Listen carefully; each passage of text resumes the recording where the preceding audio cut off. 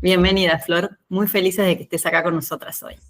Bueno, hola a todas. No llego a ver si hay algún varón, así que por las dudas saludo. Muchas gracias por la invitación. Feliz también de poder encontrarnos. Antes de arrancar así formalmente con una presentación como corresponde, voy a hacerles una pregunta para que escriban en el chat. Primero, un aroma que se les venga a la cabeza que recuerden de su infancia, sin pensar. El primero, lo que se les venga a la cabeza. Yo voy a leer. Jazmín, dice Adela, rosa, mira, jazmín. Epa, tanto las rosas, durazno, jazmín. ¿Cómo está jazmín, Libro viejo, playa, milagros, pan. María Julia, sos de las mías. Café, soledad también. Mariela, tostadas. Tostadas es una cosa increíble, las tostadas. A mí también se me viene el olor de tostadas con azúcar y manteca que me cocinaba mi abuela Oma. Cocinaba, decía, mira, no sé si es cocinar. Luciana, olor a acerrín con el que limpiaban en el cole. Ah, María Julia, su abuela tenía una panadería, corría con ventaja. Bizcochuelo del horno, en el horno. Soledad, Vip Vaporú. Florencia, espectacular. La sopa Laura que hacía mi abuela, salsa de tomate, guisito. Bueno, voy a parar porque además yo no merendé y esto me está haciendo daño lentamente. Gladys, bizcochuelo de mi mamá, los gritos, Mariela, eucasol, eucalipto, me encanta, se repiten, ¿eh? Vieron que no somos tan originales, está bueno eso también. Y ahora les voy a preguntar una persona significativa de su infancia que no necesariamente tiene que ser mamá, papá. Persona significativa, que se les venga a la cabeza. Abuela, abuelo, abuela, mi abuelo, abuelo. Yo soy muy sensible, ya me pone a llorar, me pongo a llorar de leer tanto abuelo.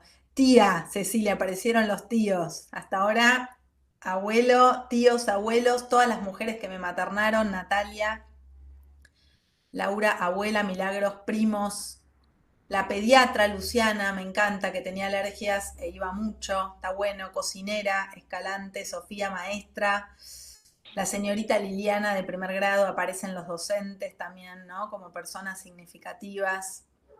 Bien, bueno, muchas gracias. Vamos a ir hablando algo de eso. Ahora voy a decir un disclaimer. Yo voy a presentar y no las voy a ver más, nunca más. Miss Rosalín, dice Florencia.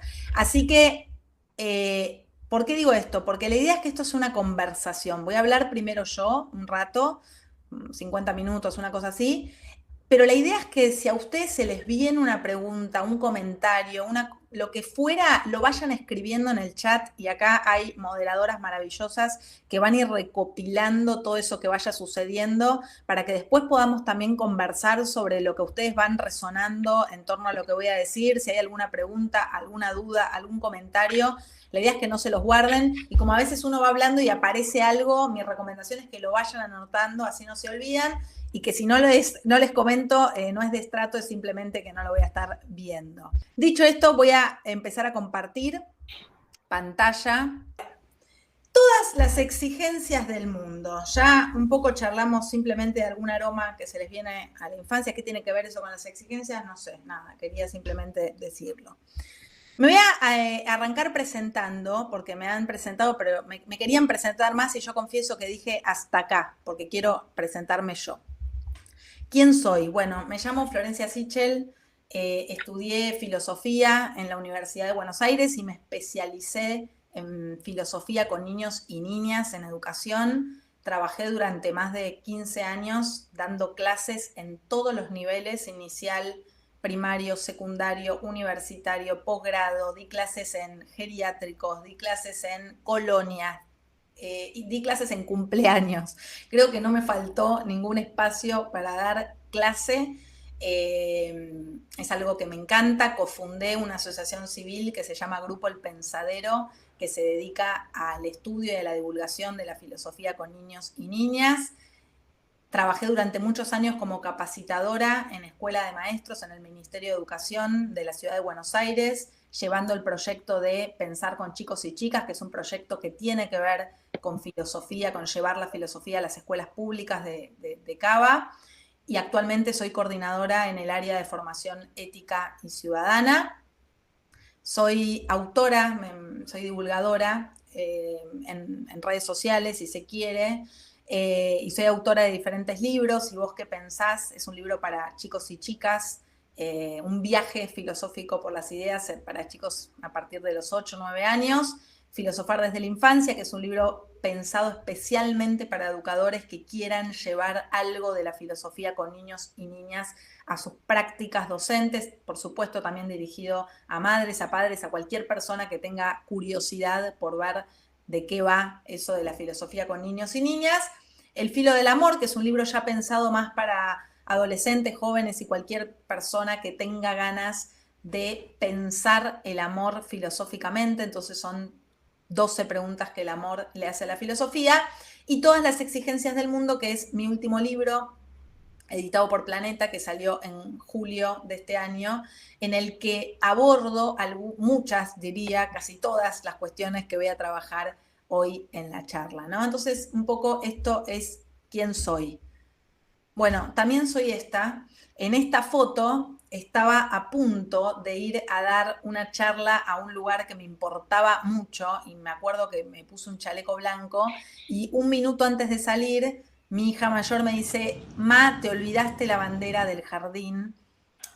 Por supuesto, detesto hacer actividades, perdón por decir esto públicamente, pero detesto hacer actividades que involucran lo artesanal. Soy muy torpe, soy desprolija, me suelo manchar y además elijo mal los momentos como este, por ejemplo.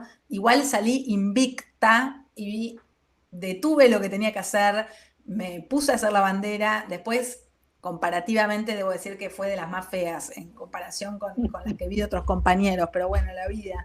Y después me fui a trabajar. ¿Y por qué me presento mostrando esta foto también?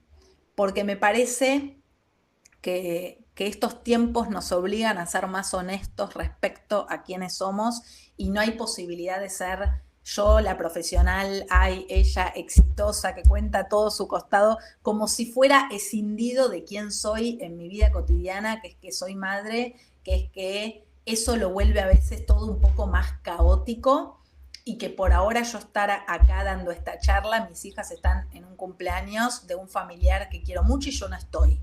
Y yo cuento siempre estas cosas para darles un poco de culpa a ustedes, no, mentira, para reconocer justamente las ambivalencias propias de criar y maternar y conciliar en estos tiempos, que siempre es perdiendo alguna variable, o sea, y ganando en otras, ¿no? Digo, yo estoy acá, estoy feliz de estar acá, pero por supuesto para estar hoy acá, mis hijas están con alguien y yo no estoy haciendo otra cosa. Y me parece que reconocer eso tiene que ver con romper cierto estereotipo de la madre que puede con todo, que ahora vamos a ir a hablar un poco de eso, ¿no?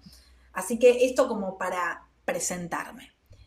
Y un poco la pregunta que va a recorrer esta charla y que quiero intentar responderla al final, tiene que ver con pensar por qué vivimos rodeados de tantas exigencias. Porque lo que suele pasar cuando converso con cada vez más, con gente, no importa, digo, en diferentes ámbitos, diferentes clases sociales, esto es algo un poco la sensación generalizada, es que estamos todos muy cansados y cansadas y que no podemos más y que no vemos la hora de que termine el año y todo el tiempo sentimos que estamos corriendo tras una nueva exigencia y esa es un poco la sensación que yo creo que hemos naturalizado y que hemos normalizado. Entonces un poco voy a intentar pensar por qué este estilo de vida, que por supuesto, vale la pena la aclaración, es sobre todo un estilo de vida muy urbano, ¿no? Hay algo de las grandes ciudades en las que vivimos acá que nos obliga un poco a tener este estilo de vida. Es cierto que cuando te alejas un poco más puede llegar a minorarse, pero más allá de eso hay algo de estos tiempos que yo creo que lo sentimos, sobre todo a quienes hoy somos adultos y quienes hoy nos encontramos cuidando, que lo sentimos como con muchas exigencias. Pero para entender, porque para mí es clave, y sobre todo en la filosofía también, entender siempre un recorrido histórico, ¿no? De algunas cuestiones.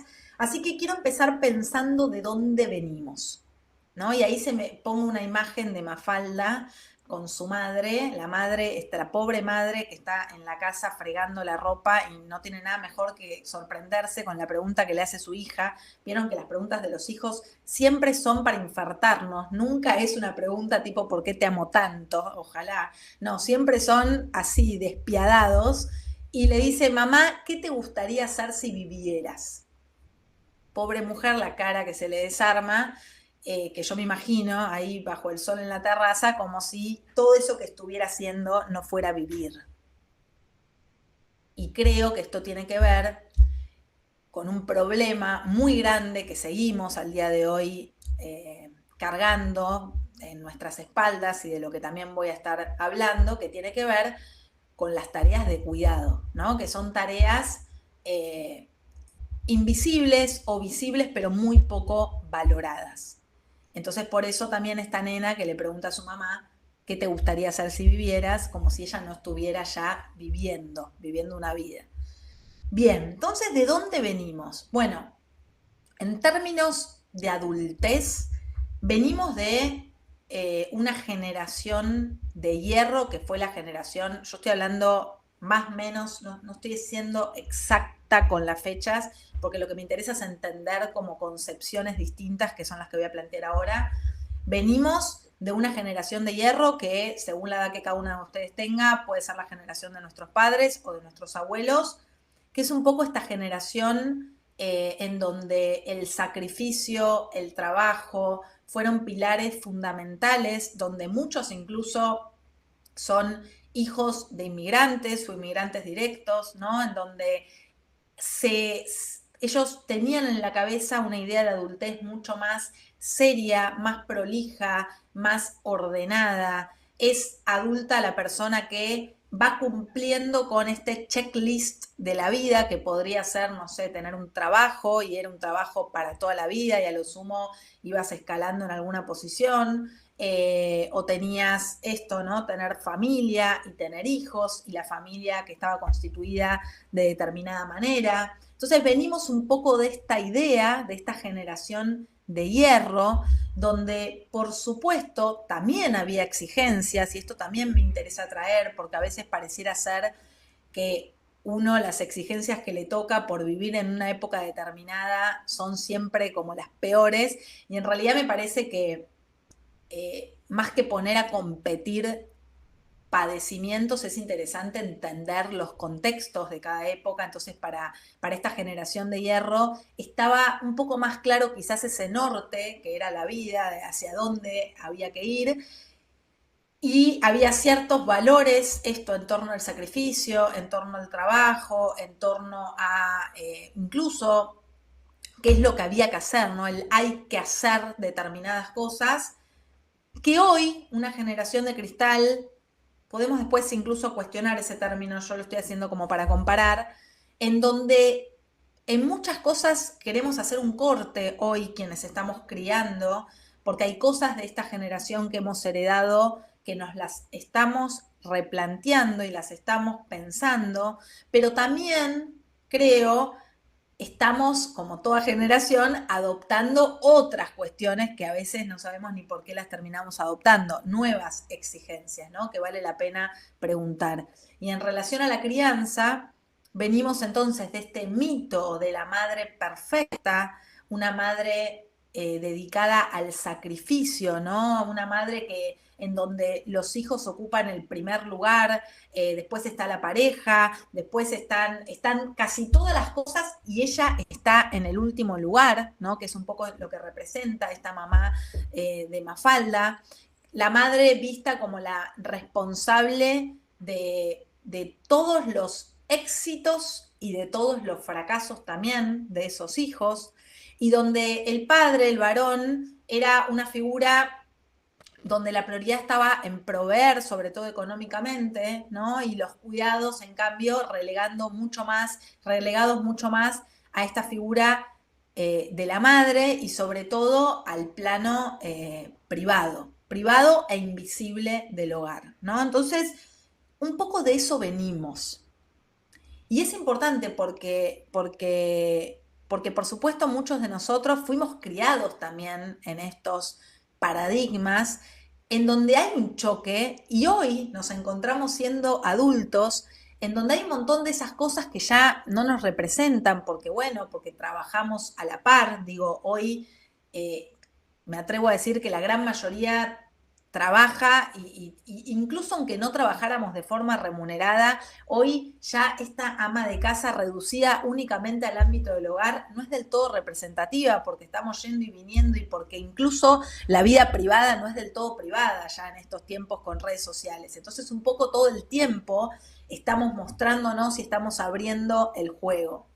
Entonces venimos de un poco de ese lugar y hoy nos enfrentamos a otro modelo de maternidad, que es este modelo más de la madre pulpo, de esta madre multitasking, que hace un montón de cosas a la vez, que está trabajando, pero también está criando y está resolviendo cuestiones de la casa y en el medio, bueno, un poco eso, ¿no? Ese sería como el paradigma de esta época. Y una pregunta que yo voy a empezar a pensar con ustedes tiene que ver con que si finalmente somos más libres o no, ¿no? Bueno, uno dice, bueno, ahora ya no soy la madre de Mafalda sacrificada, relegada todo el tiempo a mis hijos, ahora hago lo que quiero, trabajo, produzco, gano mi dinero, fenómeno. Bueno, ¿soy necesariamente más libre o no? O en qué sí o en qué no, ¿no? Como algunas preguntas. Y para entender eso, me parece importante ver en qué mundo vivimos hoy. Bueno, ok, ya no estamos en el siglo XX, ya la mujer se ha incorporado de manera completa al ámbito público, eso tiene que ver con una apertura, con una necesidad laboral, digo, hoy hemos ingresado al mundo laboral a la par que los varones, eso quiere decir también que las tareas se han dividido. Bueno, ¿qué pasa con eso? Me interesa proponerles algunas características del mundo en el que vivimos. En primer lugar, nos enfrentamos yo creo, a la obligación de ser felices. Cuando digo esto, no estoy pensando que viene alguien con una pistola en la cabeza y nos dice, tenés que ser feliz. No, son sutilezas, son cosas chiquititas que andan dando vuelta en el aire. Por ejemplo, hoy, mientras mi hija la de 2 años, me hacía un berrinche infernal porque yo me equivoqué en cortar el pan, no lo corté como ella quería, y eso me costó 20 minutos de llanto desesperado, yo le unté el queso que la tapa del queso decía sonríe. Y vos decís, no sé si quiero sonreír un miércoles a las 7 de la mañana con mi hija menor haciendo un berrinche. Y vos dirás, ¿qué te molesta que la tapa del queso diga sonríe? No me molesta que la tapa del queso diga sonríe, es un bello mensaje. Lo que me molesta en todo caso es esta insistencia que hay en diferentes lugares, en diferentes situaciones, y ustedes pueden ir pensando en dónde, pero les aseguro que en un montón, ¿no? El café, el sobrecito de café de azúcar dice sonríe, hoy puede ser un gran día. La toallita que me puse también de menstruación dice vamos, que es tu gran día. Y vos decís, mira, justo no es un gran día. La verdad que yo cuando me indispongo me siento mal. Porque ese producto me está insistiendo en yo ser feliz. Y así en un montón de aspectos aparece esta obligación de ser felices, que es interesante porque no es una pregunta por la felicidad. No es que yo les pregunté, che, ¿ustedes son felices? ¿Cuándo son felices? ¿Qué las hace felices? No, sino que anda dando vueltas en el aire una idea que como cierto pensamiento que nos propone asociar la felicidad a estar siempre bien arriba, con actitud positiva, dando lo mejor de nosotros. Y esto tiene un nombre, se llama happycracia. Happy en inglés de felicidad, cracia de reino. Este es un concepto que traen 2 autores, Eva Ilú y Edgar Cabana. Eva Ilú es una socióloga y Edgar Cabana es un psicoanalista, y ellos lo que plantean en su libro Happycracia es que vivimos en una época en la que reina una omnipresencia de la felicidad, que es esto que les digo, en diferentes situaciones random, porque no es que estamos diciendo sé feliz el día de tu cumpleaños, aunque también es una presión esa, porque mucha gente no es feliz el día de su cumpleaños, que anda dando vueltas en el aire y que cuestionar esa actitud positiva hoy es de mal gusto. Y acá hay un punto que me interesa. Porque si vos me decís, mira, Flor, yo tengo una actitud positiva en la vida, te digo, fenómeno. Ahora, el tema es, ¿qué pasa con quienes no siempre pueden tener una actitud positiva para la vida? Yo, por ejemplo, no puedo tener todo el tiempo una actitud positiva. Y entonces lo que termina pasando es que muchas veces hasta eso es de mal gusto, ¿no? Es como cuando te juntás con ese grupo de amigas que te dicen, ay, no, no hablemos de cosas feas porque me deprimo. Porque en esta sociedad, en esta época, deprimirse es mala palabra. Y ya vamos a hablar de las infancias, pero esto también afecta a los chicos y a las chicas. ¿Por qué? Porque esta japicracia lo que instala de alguna manera es una idea de felicidad mainstream, como que es una felicidad que está de moda. Entonces, voy a poner un ejemplo muy pavo, pero si tu hijo o tu hija no sonríe, no es del todo simpático o no se alegra como se debería alegrar, muchas veces nosotros estamos presionando para que eso suceda. ¿Por qué? Porque no soportamos conectar con el abanico de otras emociones que también tenemos.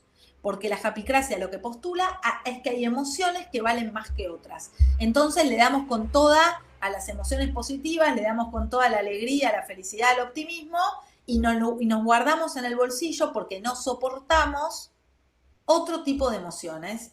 Y ya voy a hablar de eso, pero en primer lugar, yo creo que es imposible tapar las emociones, por algún lado salen, pero además, como si eso fuera posible, ¿no? Como si la angustia no fuera posibilitadora de otras cosas, que no me quiero adelantar. Entonces tenemos la japicracia como una gran exigencia de esta época, tenemos esta sensación de que tenemos que estar alegres, de que todo tiene que estar bien. Se me vienen a la cabeza 800 ejemplos con mis hijas en donde por tener en la cabeza este ideal de la felicidad cagué un montón de momentos, yo misma, ¿no? Porque te haces una salida y el pibe no sonríe como se supone que tiene que sonreír y entonces yo ya me frustro y digo, la pucha, vos, no sé, le digo que es una desagradecida y en el fondo en realidad tiene que ver con esto, con esa expectativa tan alta que tenemos. Además, como si la felicidad fuera necesariamente eso. Yo, en los momentos en donde más feliz me siento, también siento miedo o también siento a veces esto, tristeza. Y eso también puede ser la felicidad. Entonces, ojo a veces también con esta idea de universalizar emociones como si a todos las vivieran de la misma manera. Pero para fortuna mía y de ustedes también, no es la única exigencia que anda dando vueltas en esta época.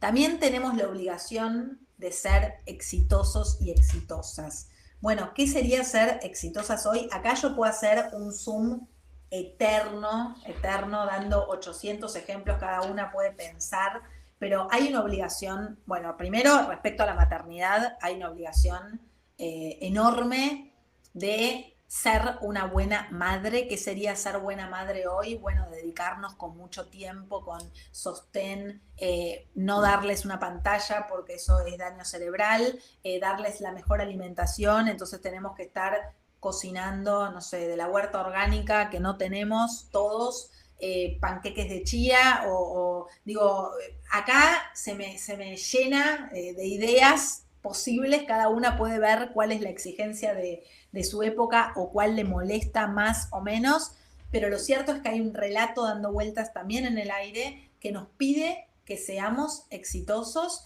y que nos evalúa muchas veces por nuestros logros y por nuestros resultados.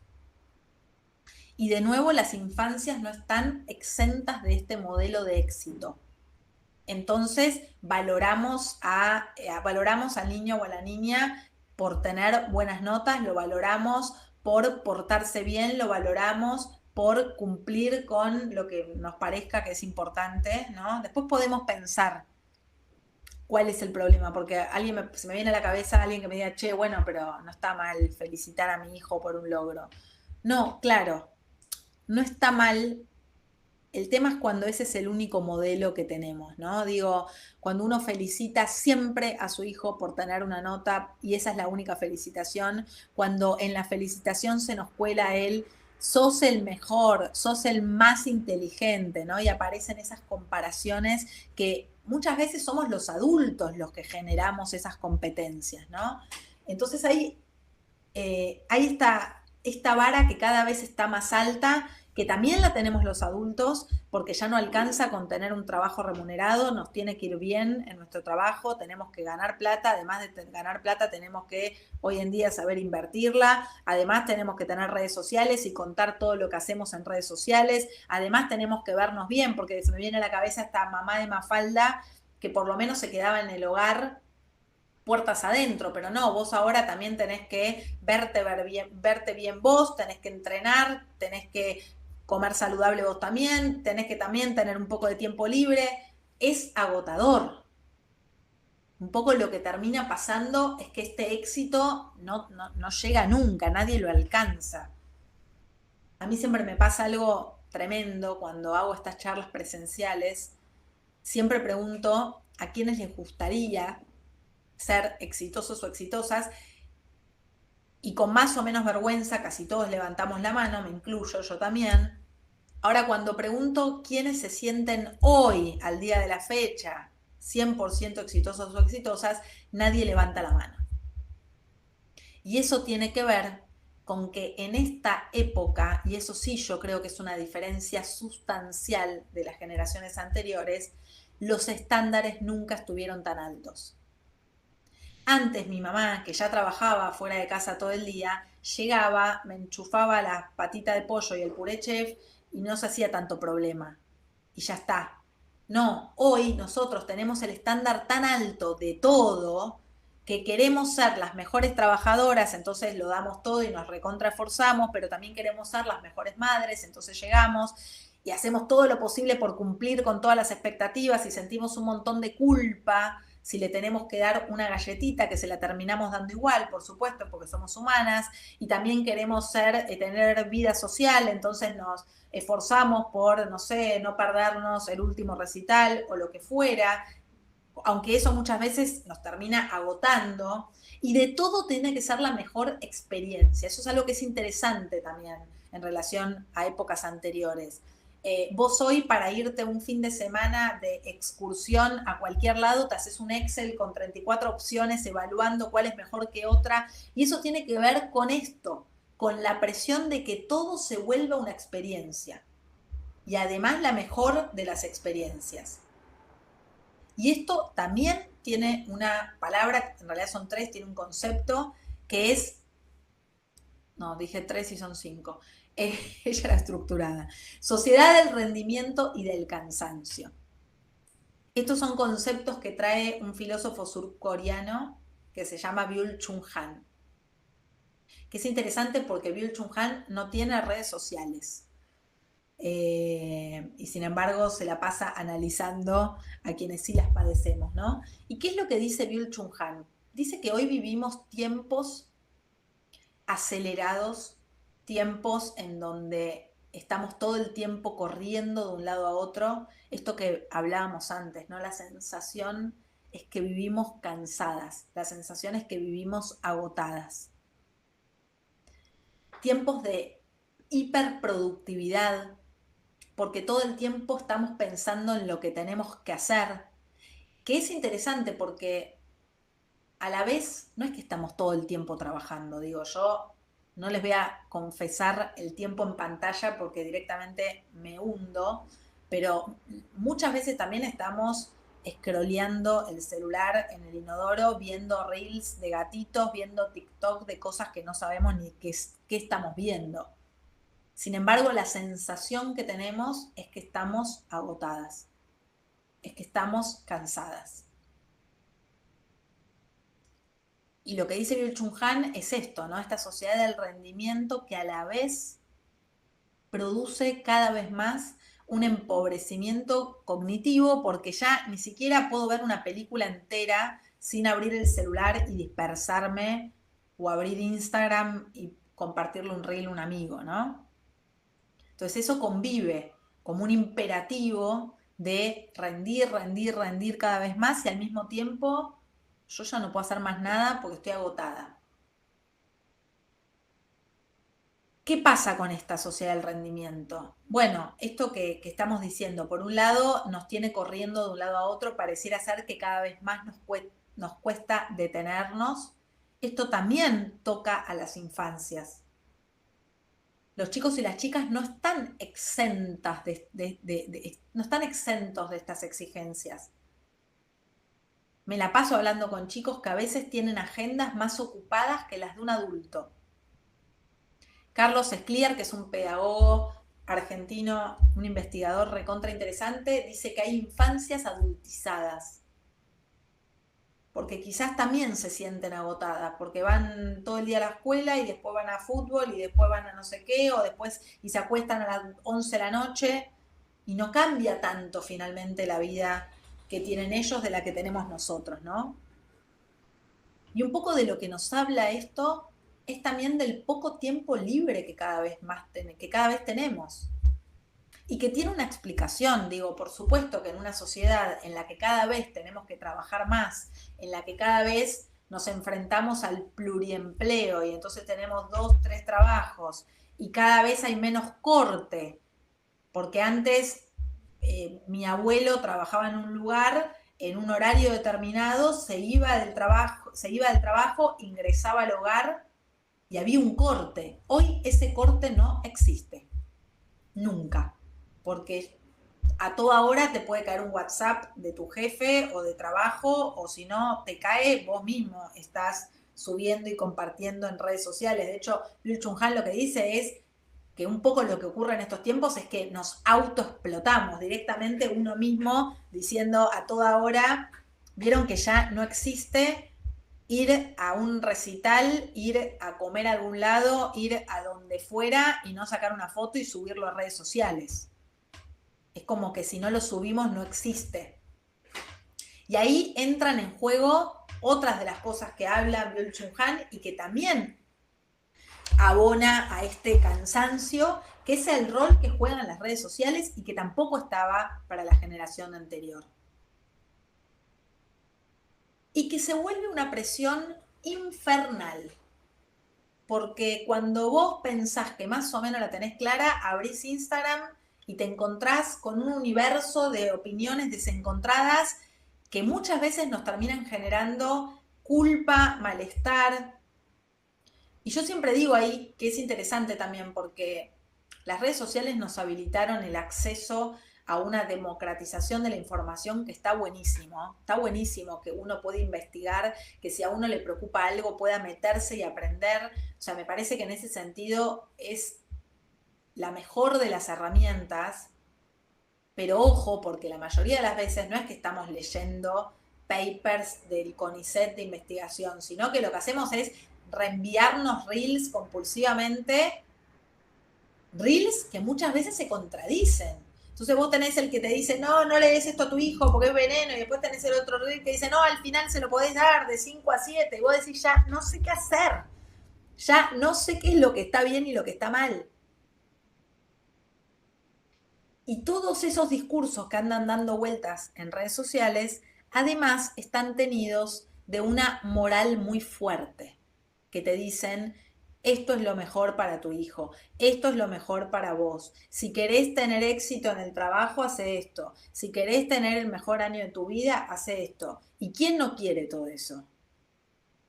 Obvio que quiero ser la mejor madre del mundo, entonces yo también voy a intentar hacer las quichicientas cosas que suponen que hace una mejor madre del mundo. Ahora, ¿cuál es el resultado? Fracasamos rotundamente porque no logro cumplir con ese estándar que está cada vez más alto, porque el día que le cociné la vianda, finalmente le dejé ver un poco de tele, porque para cocinarle la vianda y que no se corte los dedos, preferí ponerle un ratito de tele. Ahora, ¿llegué a cumplir con todo? Y no llegué a cumplir con todo.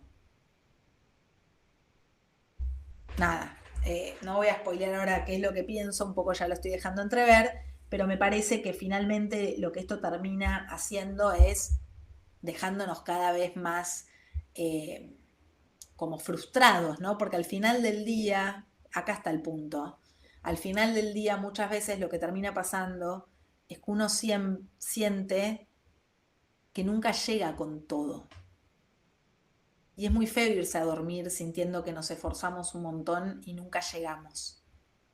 Es un bajón no poder levantar la mano y decir, che, soy exitosa. Pasa que cuando tenés en la cabeza una idea del éxito tan inalcanzable, y no, nadie es exitoso. Ahora, si vos me decís, che, soy exitosa porque me estoy pudiendo conectar a internet un miércoles a las 6 de la tarde, escuchar un ratito, me tomo un café, no sé, tengo para comer a la noche algo, y eso es ser exitoso para mí. Y levanto la mano y a mucha honra, bueno, cambia la cosa, ¿no? Por supuesto que cambia. Y no es la única exigencia tampoco. Tenemos más. Tenemos también la obligación del amor sin fisuras. Y acá voy a entrar un poco ya de lleno a lo que es los cuidados, ¿no? En esta época también, en la que se nos obliga a ser felices y exitosas, también se nos pide que nos relacionemos con los otros de manera idealizada, ¿no? Hay una autora que me encanta que se llama Brigitte Vasallo, que ella lo que dice es que fuimos criadas, y por supuesto le hablo más a las mujeres, aunque esto nos toca a todos, pero especialmente las mujeres, fuimos criadas con esta idea del amor Disney, que es el amor que aprendimos en las películas, en las grandes historias, en las que tenemos que complacer, ¿no? a ese otro, a esa otra persona, en la que tenemos que dar y dar y dar y dar y dar, y ese dar es infinito y no termina.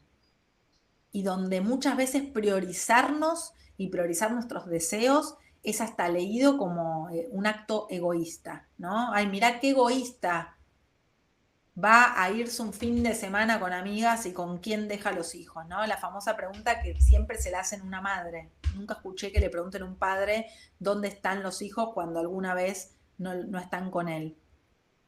Entonces esta idea de amor Disney lo que ha generado también es una pirámide en los vínculos en donde hay vínculos que tienen mayor jerarquía respecto a otros. Y entonces tenés el amor de los amigos, que es precioso y que es hermoso y que lo requeremos, pero que está abajo en esa pirámide. Porque primero viene el amor de la familia. Y nada como la familia. Y arriba de la familia, o al revés, primero la pareja. Y después la familia y los hijos, cada uno ve, pero más o menos familia e hijos van ahí a la par y la pareja también. Y entonces le preguntamos a la persona que no tiene pareja por qué, cuándo va a dejar de estar sola. Porque todavía al día de hoy estar sola está asociado a tener o no tener pareja. Y al revés. Yo que tengo pareja, a mí nadie me pregunta si me siento sola. Como si no se pudiera estar en pareja y experimentar la soledad. ¿Qué es lo que termina generando toda esta exigencia y todas estas obligaciones? ¿Qué es lo que pasa? Bueno, nos terminan generando culpa.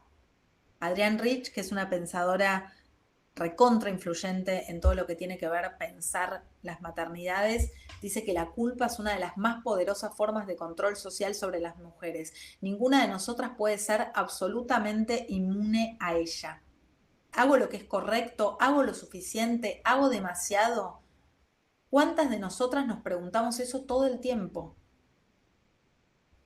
Siempre está la sensación de que nos está faltando algo. Siempre está la sensación de que no estamos pudiendo cumplir con todo lo que se espera de nosotras. Entonces, no es inocuo que los estándares estén tan altos, porque tiene un efecto en nuestros cuerpos, en nuestros comportamientos, en nuestras vidas. Y lo que también me interesa pensar es cómo eso juega con la conciliación. Puso un J en mayúscula porque claramente juega mal. Es una eclosión. Yo soy mal hablada, así que voy a evitar las malas palabras por si lo suben esto a YouTube, pero claramente es un lío enorme conciliar. La conciliación se refiere a poner en práctica todas estas exigencias al mismo tiempo, porque vos decís, ok, bueno, voy a ser buena trabajadora. Ah, está bien, pero ¿cómo vas a ser también buena madre, buena esposa, buena, no sé, lo que fuera? Bueno, ahí es conciliar. Y ni que hablar cuando tenés que conciliar con la vida de un hijo, de 2 hijos, de 3 hijos, de una pareja, de un exmarido. O sea, toda esa conciliación, bueno, nos representa un montón de problemas. Vamos con algunos datos, que esto también es importante, ponerle números a estas cuestiones. Un informe hecho por Ecofeminita, la organización, hecho en el 2024, habla de que el trabajo doméstico y de cuidado suele recaer más en las mujeres que en los varones y que del total de personas que realizan tareas domésticas, un 68% son mujeres y un 32% son varones. Es importante aclarar que dentro de ese 68% no son solo madres, sino que muchas veces son mujeres con otros roles, ¿no? Ahí entran las abuelas que fueron mencionando, las tías, empleadas domésticas, niñeras, o sea, de lo que se habla es de esta feminización de los cuidados. Los cuidados siguen estando principalmente a cargo de las mujeres. Y entonces, ahora que ya trabajamos a la par que los varones y que formamos parte de la vida pública al igual que los varones, volvemos de trabajar en una jornada de 4, 5, 6, 7, 8, 9, 10, cada vez más horas, pero ingresamos al hogar y seguimos trabajando. Y trabajamos en promedio 5 horas más que los varones.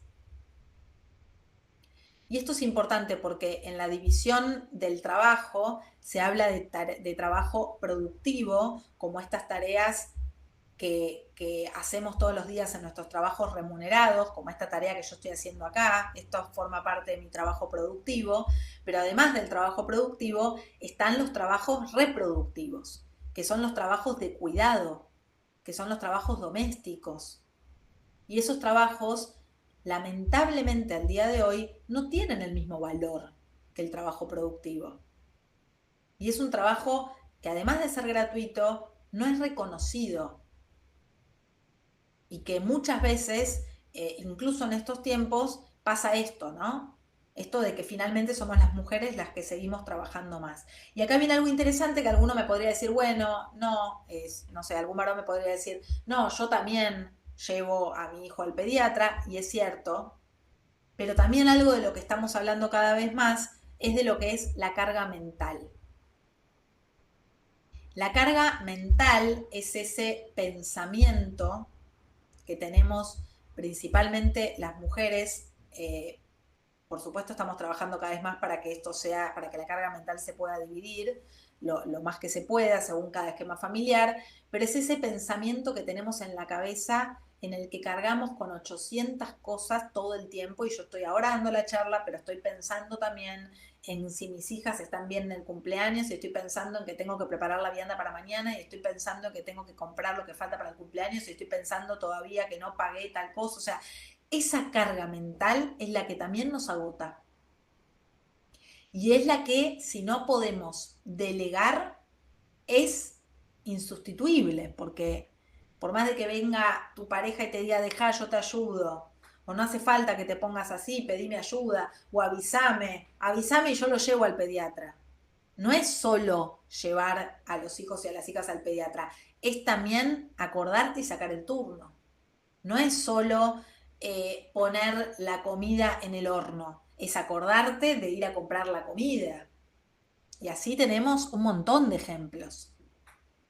Y hoy, por más de que las tareas estén cada vez más divididas, todavía la carga mental es algo con lo que seguimos lidiando las mujeres un montonazo.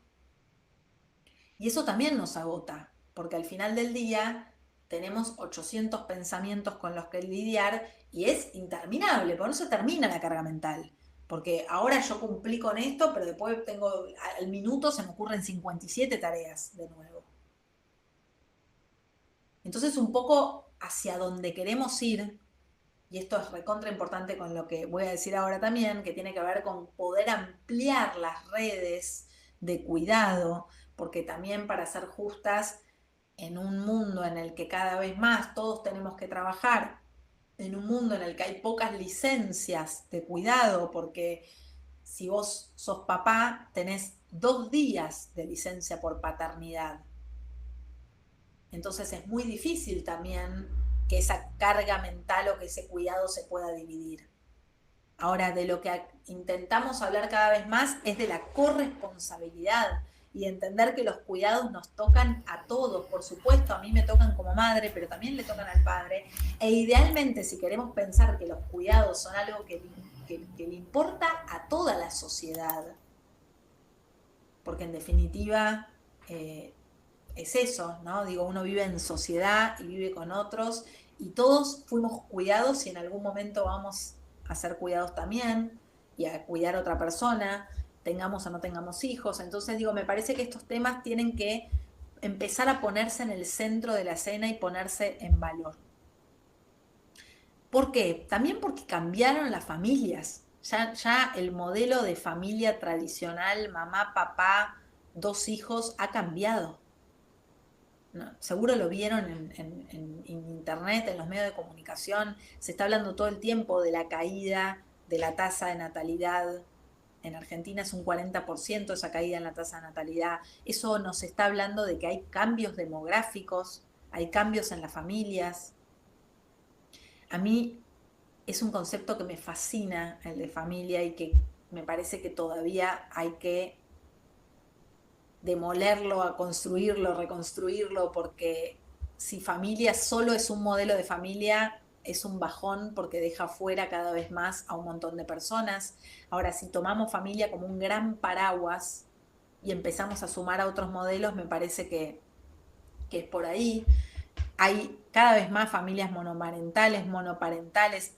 Solo en Buenos Aires hay 2 millones de familias monoparentales, familias homoparentales, adoptivas, ensambladas, familias sin hijos, por esto que estamos hablando, y que se pueden considerar familia también, ¿no? O que tienen mascotas y que las perciben como hijos y que también se consideran a sí mismos familia. Entonces me parece que tenemos que empezar a incluir nuevos modelos para también encontrar nuevas representaciones, ¿no? Y sobre todo, y esto me parece como lo más importante, que es que para criar un niño hace falta una tribu. No hay forma de poder criar a un hijo de manera, ni hablar en soledad, pero tampoco una pareja, porque necesitamos de los abuelos, necesitamos de los tíos, necesitamos de la escuela, necesitamos de los docentes, necesitamos de los directivos y necesitamos de alguna manera empezar a abrir el juego a los otros. Y el otro día alguien me escribía y me decía, Flor, pero eso es un problema porque cada vez que vienen mis suegros son un bajón porque hacen lo contrario de lo que yo quiero. ¿Saben lo que yo pienso? Pienso que no importa, que hay que dejar igual abrir el juego.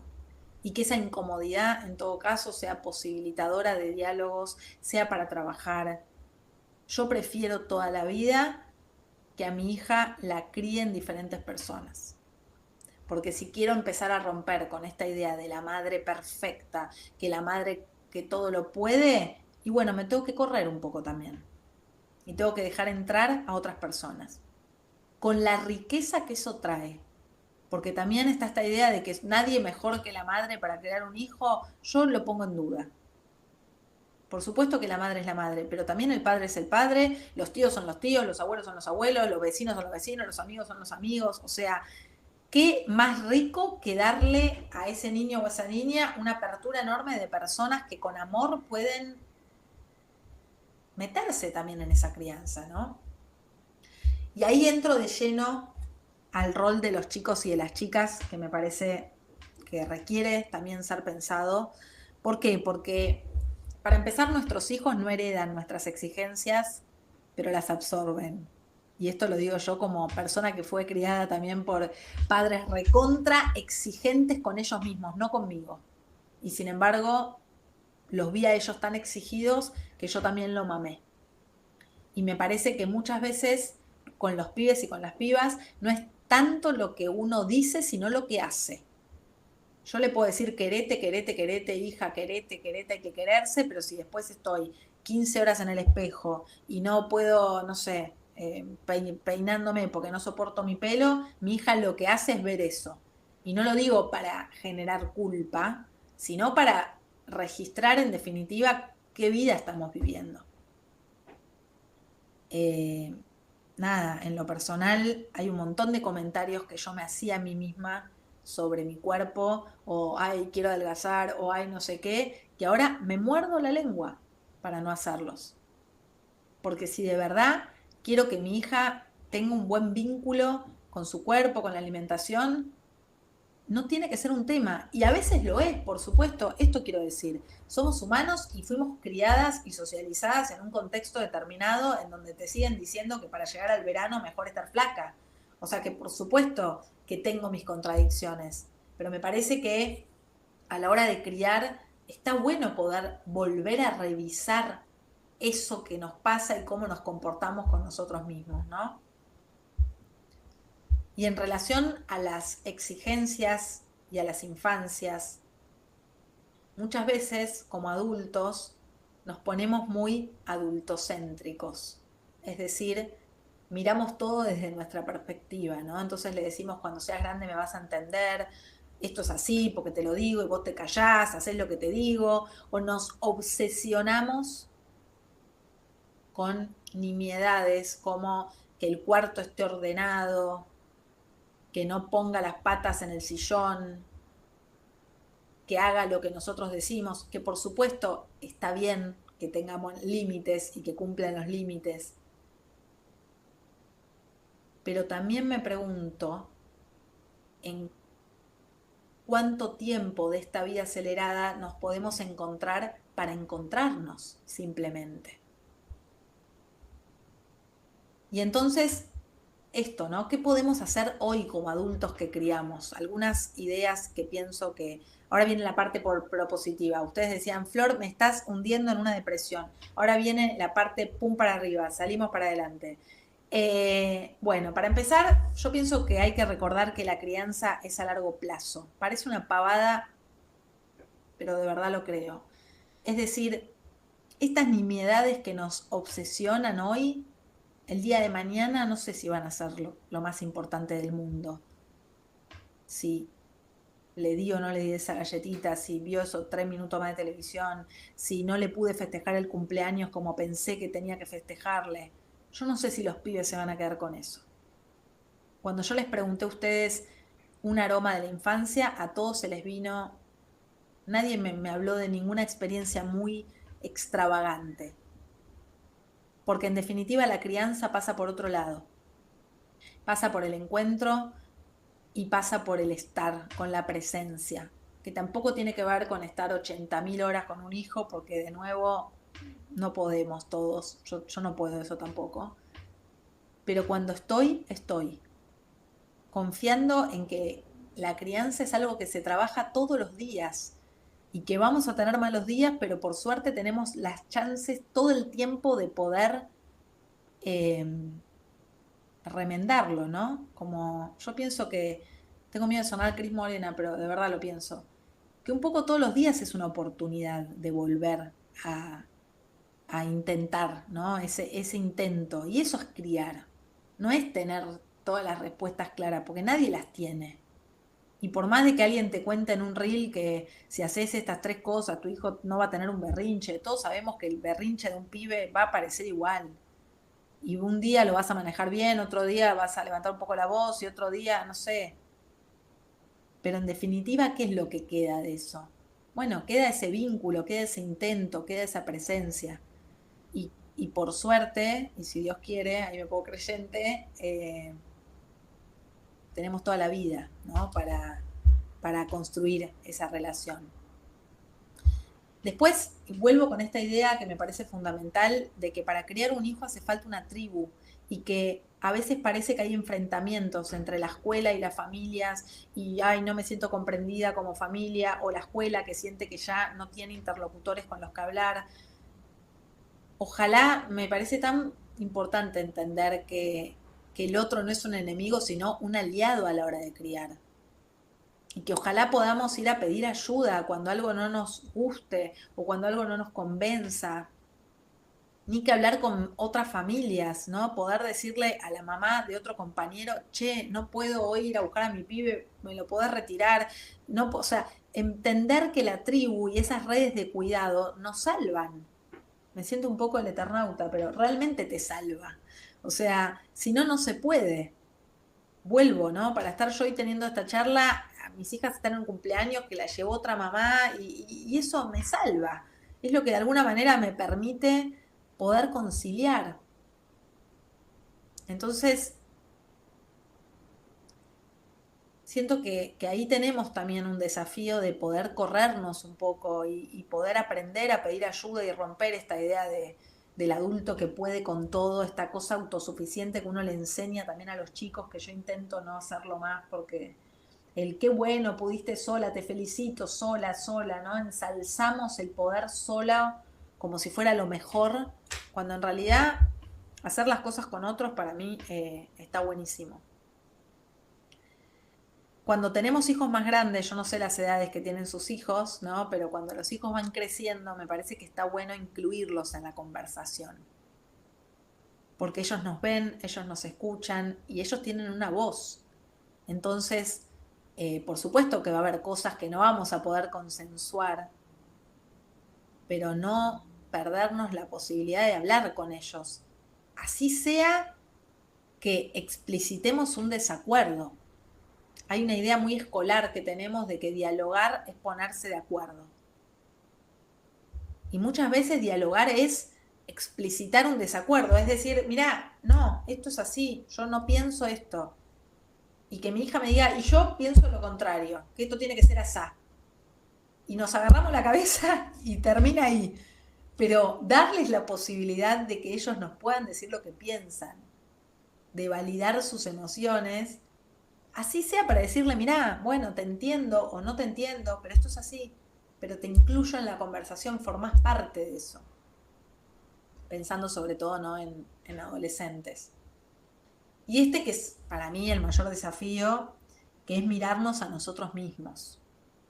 Porque en una época que nos tiene a todos tan acelerados, en una época que nos tiene a todos corriendo de un lado a otro, el riesgo es perdernos, ¿no? Perdernos un poco el tiempo presente, el aquí y ahora.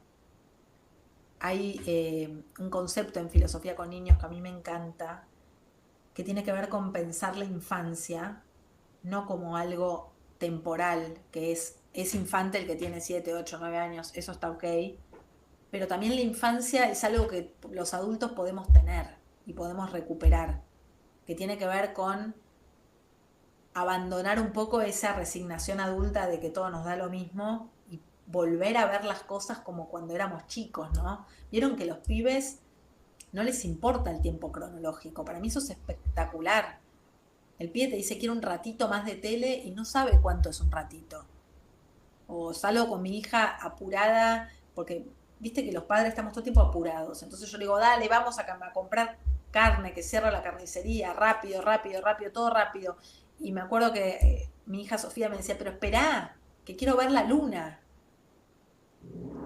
Y hay veces que no puedo parar a ver la luna con ella, tampoco me quiero poner hippie modo Cris Morena, pero hay veces que sí. Y hay veces que es detenerse 2 minutos para volver a ver, para recuperar el asombro. Y el asombro a veces pensamos que se logra, no sé, comprando la entrada más cara del festival de Tini o no sé, yendo de viaje a unas megas vacaciones. Y en realidad el asombro para mí está a la vuelta de la esquina. Tiene que ver con salir y mirar. Mirar sin el celular atado a 4 manos, concentrándome en esa charla que tengo con mi hijo. Mis momentos preferidos con mis hijas son cuando, por ejemplo, estoy en el auto o estoy en el transporte público y me olvido de todo lo demás y les pregunto cómo están y ellas me hablan porque en ese momento no pueden hacer otra cosa, están obligadas, y de esa obligación surge un encuentro y para mí es espectacular y es una oportunidad, ¿no? También. Y un poco intentando responder quién soy, yo soy también esta nena todavía, ¿no? Esta flor que tiene cara seria, porque ese día no me habían dejado meterme a la pileta, tiene sentido, porque aparentemente no hacía tanto calor, y un poco la invitación también es volver a la infancia, y que nuestro propio contacto con los niños y con las niñas es una oportunidad para volver a conectar con nuestros deseos, con las cosas que nos gustan, ¿no? Porque a veces parece que ya está, somos adultos, se nos acabó el placer en la vida. Bueno, no. Y eso me lleva a pensar ya lo último, porque me pasé de los 50 minutos que dije, ya estoy en 1 hora, así podemos hacer preguntas y podemos charlar.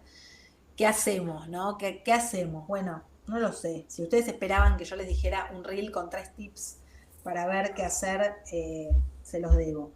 Pero un poco lo que pienso es que aprender realmente en esta época de la hiperconectividad, aprender a detenernos un rato, así sean 20 minutos, es un antídoto en esta época, ¿no? Y que a este deber moral que nos dice que tenemos que estar siempre bien arriba, que tenemos que poder con todo, que tenemos que ser felices, mostrarnos optimistas, ser exitosos, a todo ese deber moral se le contrapone, cuando uno se detiene, una ética que es la ética del deseo, que tiene que ver con decir, para, ¿quién soy? ¿Qué quiero hacer? ¿Me importa? ¿No me importa? ¿Se me va la vida por sumarme al festejo de los egresaditos con comprar no sé, tal cosa que me pidieron que hay que hacer porque está... ¿Se me va la vida en eso? ¿Me importa? ¿No me importa? Y conectar con lo que verdaderamente nos mueve, ¿no? Porque el deseo es movimiento. Y para eso tenemos que a veces angustiarnos. Y en filosofía reivindicamos la angustia. Y a esto también va para las infancias. Uno a veces no soporta la angustia en las infancias. Y les juro que las entiendo porque yo misma muchas veces no soporto que mi hija esté triste. Y es un horror porque la tristeza forma parte de la vida y la angustia también. La angustia en filosofía es la posibilidad existencial de estar abiertos a lo que venga. Y la vida es vivir con lo que viene. Y a veces estamos felices y a veces estamos optimistas y a veces estamos como estamos. Y me parece que eso es lo que habilitar nuestras angustias, habilitar que no siempre podemos con todo, habilitar que esas exigencias están, que van a seguir estando, que podemos hacer de cuenta que no, y solo eso nos trae cada vez la vara más alta y nos agota y nos hace sentir mal y nos hace sentir frustradas. O podemos aceptarlas, podemos pedir ayuda, podemos tejer redes, podemos decir, che, no puedo con todo, ayúdame acá, che, esto no me sale, no quiero, o che, voy a cambiar esto que pensé que era lo mejor al final, voy a cambiar y voy a cambiar de trabajo, o voy a cambiar de profesión, o voy a cambiar de escuela, o voy a lo que fuera. Y un poco creo que de eso se trata todas las exigencias del mundo. Y apostar sobre todo a algo que me parece fundamental, que es al vinculocentrismo, ¿no? No se trata ni de... Si alguna vez la única mirada que importaba era la de los adultos, tampoco se trata ahora de que solo importe la mirada de las infancias. Me parece que de lo que se trata es de ese vínculo, de ese encuentro, que se retroalimenta y que se practica y que se ejerce todos los días un poco. Dudas, preguntas, Leo, ¿qué hago? ¿Qué hago? Díganme ustedes, ¿cómo hacemos? En el chat no tenemos ninguna duda, así que o las pueden escribir y se las vamos leyendo o te la pueden hacer directamente. Dale, yo las invito a que charlemos, a que me cuenten qué piensan o qué les preocupa o lo que fuera, mientras voy leyendo un poquito lo que van escribiendo que no lo había leído. Hay un montón, esperen que voy leyendo un poco mientras escriben. Exacto, tenemos que cumplir con las tareas de cuidado, también con las otras, el saquito de té con la cara feliz, es verdad, ¿vieron? Yo les doy como tarea que se fijen en qué lugares nos obligan a ser feliz y les aseguro que son un montón. Permitirnos sentir, la risota exagerada, que sonría para la foto, sí. Bueno, después lo sigo leyendo. Pregúntenme algo, porque si no me pongo mal. Las voy a obligar, las voy a corromper. Todo lo que dije, no lo tengan en cuenta. Ahora hagan preguntas, nada más, así charlamos. María Julia dice la frase cambia la cara, totalmente. Y que uno lo dice, yo también digo, esto me parece importante. Uno se equivoca todo el tiempo porque lo tenemos tan incorporado. El ponete contento, cambia la cara, sonreí. Lo que está bueno es poder registrarlo para de vez en cuando tratar de no hacerlo o no hacerlo siempre. Alguna vez nos va a salir. Sobre todo por esto, porque después uno también lo padece y después lo trasladamos a los pibes y le terminamos diciendo al chico que sonría, que esté bien para arriba, como si eso fuera posible, ¿no? Ahí Patricia, levanta la mano. Hola, buenas tardes, casi buenas noches para todas. Em, a mí no sé si es que me hace un poco de ruido, pero a veces me pongo a pensar cómo hacemos, digamos, con todo, con tanta exigencia que hay socialmente y que nosotras terminamos tomándolas como propias, digamos, y nos generamos o por lo menos yo hablo de mi experiencia. Yo vengo de una crianza súper exigente y hoy por hoy, digamos, la que se exige todo lo que me exigían antes soy yo. La que busca, digamos, esto bueno, tengo que ser la mejor trabajando, la mejor mamá, la mejor, no sé, hoy iba haciendo la tarea del nene en el auto y ya me sentía la peor del mundo. Y después me pongo a pensar y digo, ¿cómo hacemos para que nuestro ánimo, nuestra vida no se vaya, digamos, a la alcantarilla con todo esto que nos meten en la cabeza de, bueno, tenés que hacer todo bien, tenés que seguir cuidando tu casa, cuidando tu marido, estar divina, esto que comentabas vos de, bueno, ir al gimnasio, bla, bla. ¿Cómo podemos tratar de no engancharnos, de no meternos tanto en eso y también después bueno, de no pasarle a los chicos esto de, bueno, sí, tenés que ser todo bien, el mejor, excelente todo, o sea, no, o sea, supongo que es posible, el tema es cómo. Bueno, comparto porque fui criada por con el mismo modelo y soy recontra exigente conmigo misma también. Y de hecho, no lo soy con mis hijas tanto por ahora. Y sin embargo, mi hija mayor es recontra exigente y yo ya digo, le cagué igual la vida porque obviamente me ve a mí. Pero, ¿qué es lo que pienso un poco?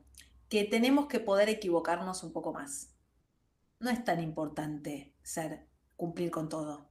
No es tan importante tener la mesa recontra decorada y la casa recontra ordenada. Eh, Probá irte a dormir un día y que el cuarto esté desordenado con juguetes. No va a pasar nada. No es tan grave.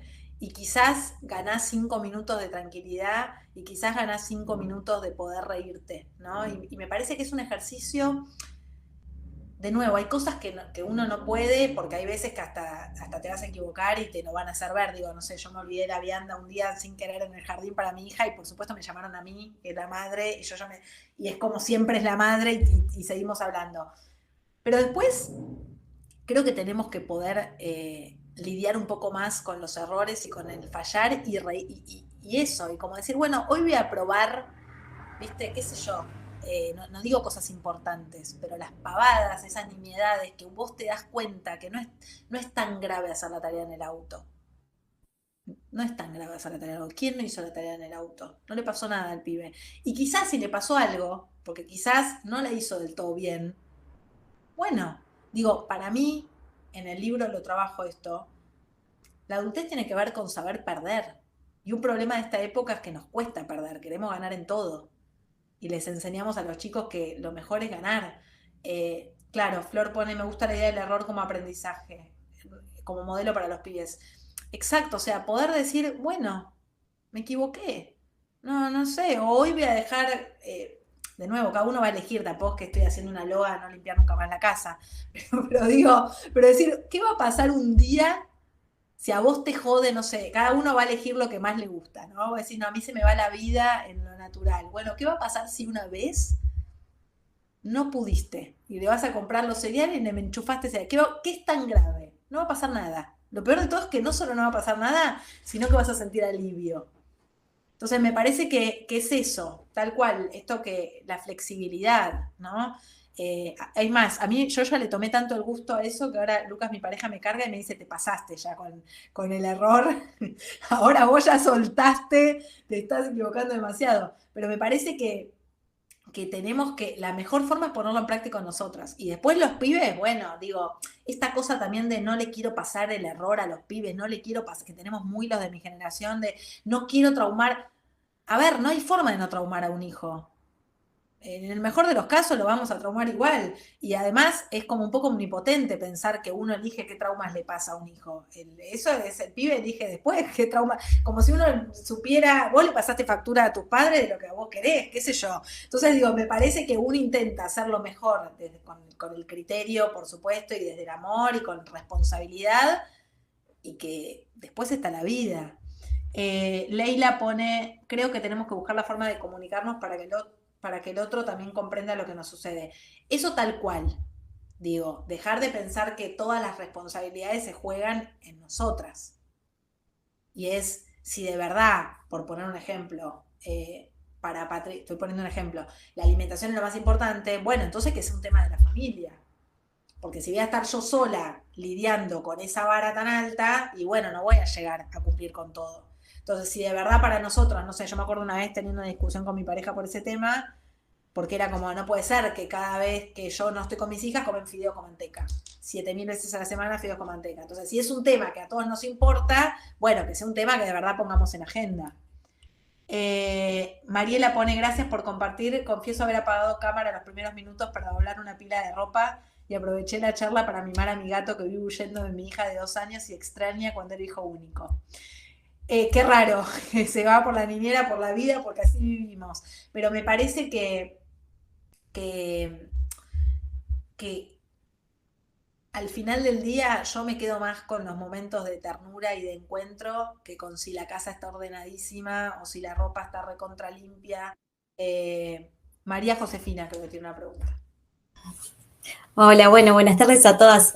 No, yo venía pensando con todo esto que decías, Flor, a mí me pasa también con mi hijo más grande, yo soy muy autoexigente y él ya va a cumplir 9 y ya también es súper autoexigente. Entonces, yo por lo menos me doy cuenta a veces que estoy siendo muy exigente, pero me pasa de primero, el primer mensaje es la exigencia y al ratito, bueno, pero no era tan grave tratando de hacer algo con eso. Pero bueno, fuera de eso, lo que pensaba es, qué difícil, y decía, al final, no sé, tal vez uno tiene que guiarse un poco por la intuición, por lo que uno cree mejor, porque tenemos como todos esos mandatos, todas esas exigencias, ¿no? Con las que fuimos criados.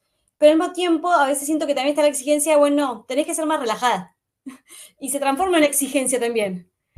Entonces, digo, ¿cómo huir de eso? Que nada se termina transformando en una exigencia de esa manera. Digo, bueno, no sé, tal vez guiarse un poco más con lo que yo creo mejor. Pensando en, bueno, que uno por ahí tiene cierta... no va a ser cualquier cosa, más allá que meto la pata un montón de veces. Pero digo, pues si no pasamos una exigencia a otra también. Totalmente, si para vos, te escuché y pensé varias cosas. En primer lugar, yo creo que lo que no necesitan nuestros hijos es que seamos personas inaccesibles, idealizadas, robots, máquinas. Después, bienvenidas sean las contradicciones. Yo muchas veces le pongo palabras a eso mismo que vos decís. O sea, de hecho, hoy me pasó. A mi hija le dieron la remera de egresados. La recibió, no sonrió, se enojó y yo al principio le dije como, ponele onda, te dieron la remera. Y lo dije, porque me salió, porque yo también vivo en esta sociedad, porque a mí también me genera un esfuerzo, porque hay expectativas, por un montón de cosas, digo. Y entonces yo también le dije eso. Y después fuimos hablando en el auto y le dije, bueno, o sea, la entendí, después ella me explicó lo que le había pasado y yo le pude decir, bueno, viste que te dije eso, bueno, a mí también me pasa, o sea, poder explicarles esa contradicción, me parece que eso es lo que nos vuelve humana y que lo que necesitan nuestros hijos son personas humanas, eso no nos hace perfectas y muchas veces nos vamos a equivocar y poder decirle, disculpame si te dije tal cosa o no te quise decir eso, yo también a veces hago cosas de más, a mí me encanta contarle a mi hija todos mis problemas de cuando era chica y poder decirle, yo también me sentía incómoda en tal momento, o yo también tuve un día mal en el trabajo. Para poder mostrarles eso, en definitiva. Y me parece que eso es lo que nos hace, de nuevo, como más humanas. ¿Por qué vas a tener loco? Así como nuestras abuelas quizás se basaban mucho más en la intuición nosotras hoy creo que hemos perdido, como que hay una falta ahí de recuperar un saber que tiene que ver con la experiencia de quien está criando. Digo, vos sabés mejor que nadie porque estás ahí. Entonces, hay algo está buenísimo validar, está buenísimo mirar lo que te puede decir el último libro acerca de cómo criar a un hijo exigido de 8 años, pero en definitiva, la que está todos los días sos vos, y volver a confiar en eso, ¿no? Y ponernos en valor, porque si no, siempre la madre tiene que estar aprendiendo, que tienen que estar diciendo lo que hay que hacer, y eso también es seguir alimentando esta cosa de que la madre nunca sabe nada, que me parece que tenemos que poder romper también. Bueno, perdón, gracias, Flor. Me encanta como esta mirada que decís de desrobotizarlos, podríamos decir, como que yo, bueno, me habilita a equivocarme más que me re-equivoco. Tengo 4 y me equivoco un montón. Pero ¿quién no se equivoca en la vida? Volvamos a esto, o sea, ¿por qué se nos metió en la cabeza que no nos podemos equivocar? Al revés, cuanto más nos equivoquemos, mejor, porque eso quiere decir que vivimos, y que estuvimos presentes. Si no estás presente, no te equivocas. Ahora, si estás, te vas a equivocar, es así. ¿Cómo enseñamos? Gracias. Milagros, no de nada. Voy leyendo que escribieron preguntas. Milagros pone, ¿cómo enseñamos a aflojar con las exigencias desde el rol docente? ¿Cómo diseñamos evaluaciones? Bueno, es difícil, por supuesto, porque desde lo escolar muchas veces se está puesto el foco solo en los resultados, ni que hablar, bueno, en el nivel primario hay materias que importan más que otras, ¿no? Y los padres están esperando que le vaya bien en matemática, que le vaya bien en lengua, y a nadie le importa si al pibe después le va bien en música, o me parece que por eso no hay forma de ganarle a todo esto si es solo de manera aislada, o sea, tiene que ser un trabajo en conjunto, escuelas, familias, incluso entre las propias familias, porque muchas veces hay competencias entre, ay, mirá, mi hijo tal cosa, este le fue bien, este le fue mal, juntate con este que es el que sabe, y el que sabe lo ponemos solo en determinadas materias, como si uno no supiera de otras cosas. A mí me gusta, a ver, yo soy muy defensora de la escuela, en una época en la que se la critica por todos lados. A mí me gusta siempre salir a defender a la escuela. Lo que sí pienso es que ojalá, además de todos los proyectos con los que la escuela tiene, que son cada vez más y 800, no dejar de tener tiempo libre. No sé si saben que escuela en griego, escolé, significa tiempo libre, que es lo opuesto a la escuela actual. O sea, entonces me parece que sería bueno que la escuela recupere algo del tiempo libre. Porque hay veces que ese tiempo, todo el que incluso jugamos para el proyecto de lo que viene. Y ojalá a veces podamos jugar para ningún proyecto, simplemente para jugar. Ni que hablar que se perdió el juego, sobre todo en el nivel primario. Y me parece que justamente en épocas en donde las pantallas se comen todo, recuperar el juego, recuperar el sinsentido, recuperar la lectura, por ejemplo, por el solo hecho de leer, no para el proyecto de lo que sea, es fundamental. Por supuesto es difícil, porque todos tienen, la escuela no está exenta de estas exigencias, entonces también tiene cada vez currículas y propósitos más ambiciosos. Pero algo de detenernos me parece que es fundamental para que emerjan otras cosas también, porque del aburrimiento, por ejemplo, surgen las mejores ideas. Entonces yo estoy re a favor de que los chicos se aburran, de que los chicos se frustren y de entender que ahí hay una posibilidad. Considero grave las madres que tienen miedo al límite. No perdemos autoridad en otras circunstancias. Yo creo que uno no pierde autoridad por mostrarse vulnerable o por mostrar las contradicciones. Yo creo que uno pierde autoridad cuando no pone los límites que hay que poner. Y por supuesto los límites son amor, y los límites se enmarcan, y los límites son cuidado. Y para mí está claro que cuando hablo de vinculocentrismo o critico esta mirada adultocéntrica, no me refiero a no poner límites, porque como adultos tenemos que contarle a los chicos lo que para nosotros es. Ahora, el tema es cómo construís ese límite. Si ese límite lo construís desde la autoridad, desde un autoritarismo, o desde un lugar de esto es así porque yo lo digo y se acabó, o no me haces caso y entonces vas a estar en penitencia y no vas a ver más tele, o me haces caso y te compro un caramelo. hablo mucho con mamás que me dicen que la única forma de que sus hijos les hagan caso es prometiéndoles otras cosas, ¿no? Yo siempre digo en forma de chiste que pasamos de la crianza amorosa a partir de los 3 años a la pedagogía de la amenaza, porque todo es una amenaza. Hace esto y ves tele, hace esto y te dejo de esto, hace esto y te compro un caramelo, hace esto. Bueno, me parece que ahí tenemos un desafío como adultos actuales a poder establecer límites desde otro lugar, que da un laburo enorme, que muchas veces yo también igual amenazo a veces, digo, como siempre, ¿no? Uno va haciendo lo que puede, pero me parece que ahí hay un desafío, sobre todo porque hoy te piden un caramelo, pero después ese chico crece y te pide un celular, y nos horrorizamos porque el pibe de 12 años te pide un celular cuando estuvimos contribuyendo a eso todo el tiempo, y ahí hay un tema que me reimporta, que no llego a desplegarlo ahora por el horario, pero lo menciono aunque sea, que es el hiperconsumo en las infancias. Porque estos pibes y estas pibas que están viendo todo el tiempo cosas en redes sociales, en TikTok, en YouTube, muchas veces ligado al consumo, a la cantidad de cosas, de juguetes, de compra, y muchas veces los adultos también alimentamos eso. Cada vez que les prometemos algo, cada vez que negociamos poniendo un objeto en el medio, ¿no? Entonces me parece que ahí tenemos que hablar de lo que significa poner límites, entendiendo que nos va a dar un laburo enorme, pero que esa construcción lleva más trabajo que decirle haceme caso y te compro un huevo Kinder. Sí, Formación AVE, recomiendan el texto. Ese libro de Mayalaine y Simmons es espectacular y hablan de todo esto que estuve mencionando, que tiene que ver con pensar el tiempo libre, no productivo por dentro de la escuela también. Escalante, sí, Flor habla del aburrimiento, yo pienso lo mismo.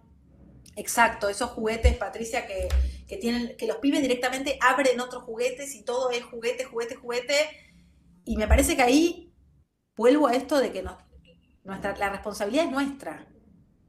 Ahí la responsabilidad es nuestra, es ver qué les estamos ofreciendo.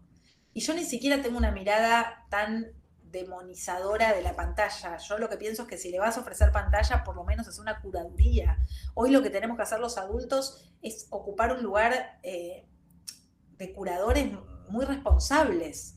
Entonces no es lo mismo poner una película que empieza y termina. Es más, yo le pongo a mi hija las películas de los 60, de los 70, que son lentas, que no tienen 800 estímulos al mismo tiempo, que es una historia que empieza y termina. Entonces si le voy a poner una película, por lo menos, digo, no es lo mismo poner YouTube en el celular, que el pibe scrollea y no sabe ni lo que ve y que salta de un lado a otro, que ponerle La Pantera Rosa, yo le pongo a mi pobre hija, que piensa que es la novedad del momento, La Pantera Rosa, que es un dibujo que está en mímica, ni siquiera tiene diálogo, que va lento y que tiene una historia, y que entonces yo después porque termina.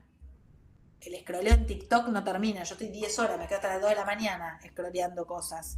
En cambio, una película empieza y termina, y vos la podés retomar. Y no es lo mismo verla en la pantalla, no es lo mismo verlo en la cocina, en la televisión, que vos pasás, le comentás, le chumeás, que darle una pantalla al pibe y que lo vea solo. Entonces digo, hay un montón de cosas que uno puede hacer negociando con uno mismo, sabiendo que por supuesto somos personas, tenemos 800 responsabilidades, y de eso se trata. Y Los Aristogatos, tal cual. Además son películas, acá es cuando empiezo a entrar en confianza y digo cosas que no tengo que decir, pero además son películas, los cuentos clásicos son espectaculares para que nuestros hijos nos valoren, porque esos padres son siempre un horror. Entonces ahí podemos aprovechar a que nos valoren un poco más a nosotros. Me parece que es eso un poco, ¿no? Que se trata de dentro de lo posible. A mí siempre me gusta hablar de lo posible. O sea, no se trata uno a veces sabe lo que es lo mejor, pero después está lo posible. Y dentro de lo posible, tomar esas decisiones que nos faciliten lo mejor de todo. Entonces, si le voy a poner tele, bueno, voy a intentar que sea una película, que tenga una historia, que después me permita charlarla, que después le pueda preguntar. Eso. Bueno, Flor, muchísimas gracias a todas por la participación, por los intercambios, por la reflexión. Fue una lindísima tarde compartida. Les vamos a pedir, antes de que se retiren, si pueden colaborar con estos espacios, dejándonos su mirada, su retroalimentación. Y acá les voy a dejar por el chat, además del QR que pueden escanear con un teléfono, si lo quieren hacer desde una computadora, el link a esta encuesta. Flor, muchísimas gracias realmente por acercarte virtualmente, reunirnos y compartir tu experiencia y tu mirada vulnerable, ¿no? Y compasiva, como aparecía también en los comentarios, que siempre son como recordatorios, tanto para el mundo escolar como para el mundo familiar, de mirarnos con esos ojos. Así Bárbaro, que gracias a ustedes. Gracias a ustedes, les acabo de dejar mi Instagram y mi correo por cualquier cosa, si algo les interesó, me quieren pedir más bibliografía, ahí me encuentran en redes sociales y en mi mail. Muchas gracias por la invitación. Gracias. Y buenas tardes para todos. Que terminen una linda semana.